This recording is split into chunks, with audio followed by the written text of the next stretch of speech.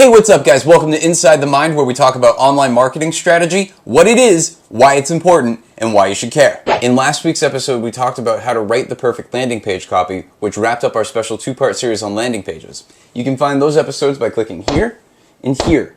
In this week's episode, I'm going to share with you something I learned from one of my mentors, Frank Kern, which is the perfect lead generation formula. Now, I should let you know right up front, this method for generating leads is not about building a huge email list. While that certainly does have its place, having a huge list of emails does not necessarily mean you have a huge list of leads. A lot of email marketers are happy with a 1 to 3% conversion rate, 5 being at best.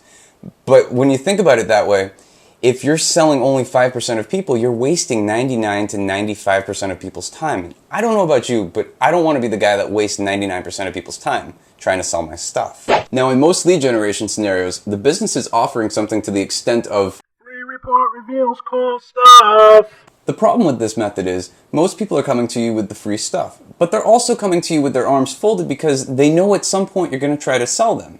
And why shouldn't they really? I mean, you both know that the reason why you're offering the free thing is so you can lead them into the paid thing. But if you can just slightly reposition how the free thing is offered, you can simultaneously attract the right people to you who are going to be the most qualified buyers and repel the people who are going to be looking for just that free thing.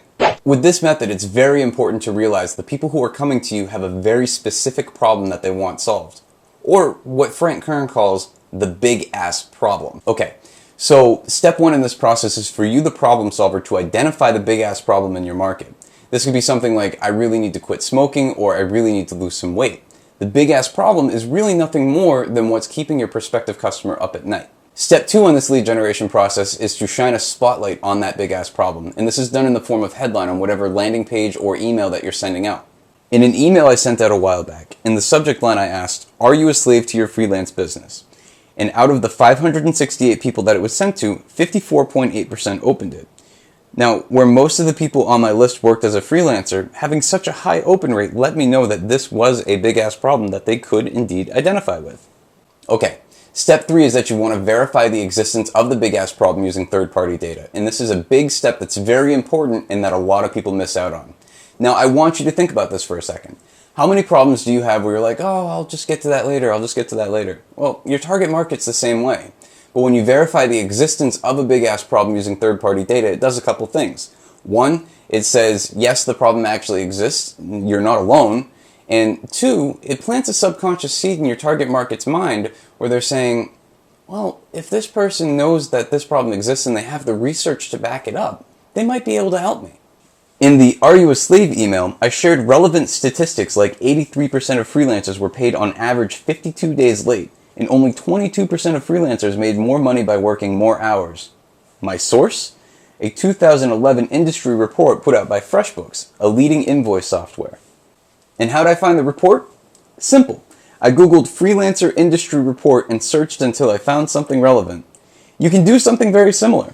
The only point here is to make sure that your source is credible, and the more credible, the better. Step four is to twist the knife. Now, I know this sounds terrible, but it's really not meant in a mean way. Twisting the knife is really about exposing the harsh realities of a situation if a big ass problem goes unchecked. See, most people don't go out of their way to fix a problem or step outside of their comfort zone until either it's too late or they're faced with the reality of what a situation could become. Twisting the knife really shows them what could happen if they don't fix the problem and allows them to make a decision from a more empowered place. Of course, this is also the section where other people might tune out, but this is okay because these are also the same people who are going to be the most likely to either ask for returns or tell you that your product didn't work when they didn't use it to its fullest extent. And finally, step five, which is shine the light at the end of the tunnel. At this point, you've brought people through this big emotional journey about this big ass problem that they have seen the existence of the third-party data. They know they're not alone and they see what the reality of the situation is going to be like if they don't fix it. When they sign up for your thing at this point, they're saying, I need help, which makes them a much more qualified buyer than somebody who is just looking for free stuff. It also makes your job a lot easier to sell your thing after they've done that because, well, they're saying I need help and you're going, I have the thing that can help you, which is pretty cool.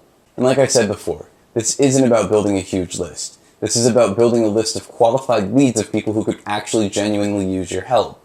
And I want to give a big shout out to Frank Kern for teaching me this stuff because it's really genuinely changed my business and I hope it can change yours. Alright, that's all I got for today's episode of Inside the Mind. Thanks so much for watching. I'm on Facebook, Twitter, and Google+. Please be sure to like this video and favorite it for easy viewing. If you have a question, please leave a video response by clicking on my face or asking in the comments below. And subscribe if you want to be the first to know when the next video comes out.